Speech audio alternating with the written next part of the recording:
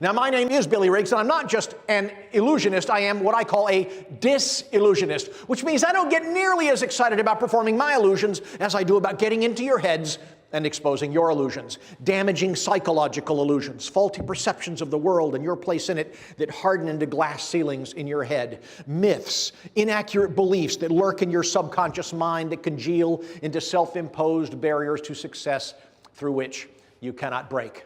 And make no mistake about it, my friend, nobody sees the world exactly as it is. All of us view the world through an elaborate grid of values and assumptions and biases and defense mechanisms that cloud our judgment, that distort our perspective, that make it very difficult for us to respond to things the way that we should. Doesn't it make sense that to the degree our understanding of the world is inaccurate, that our response to it will be incorrect? Isn't it completely reasonable that to the degree my analysis of a problem is incorrect, that my response to it will be ineffective? Of course it is. And to complicate matters, not only do we see the world in a way that it is not, we can't even see ourselves the way that we really are. All of us have a funhouse mirror installed in our brains. And we might be smart, but the mirror says we're dumb. We might be gorgeous, but the mirror says we're homely. We might be competent, but the mirror says that we just don't have what it takes. And it is impossible to live for very long in a manner that exceeds the image that we see of ourselves in that mirror. And that is why coaching is so critical. That is why what you do is so important, because you help people get disillusioned. You help them identify their blind spots. You help them see themselves as they actually are instead of just the distorted image that they carry in their minds. And so I'm going to ask you for a favor.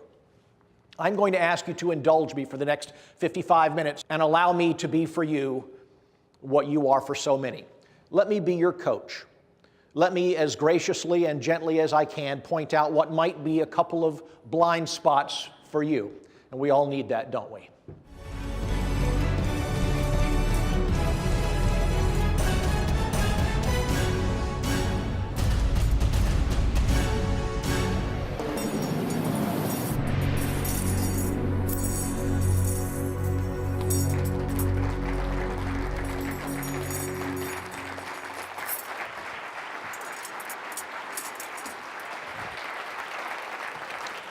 What you just saw is a trick. It creates the impression that my mind can change the world around me, even to the point of altering the molecular structure of metal itself. Up here, that's an illusion.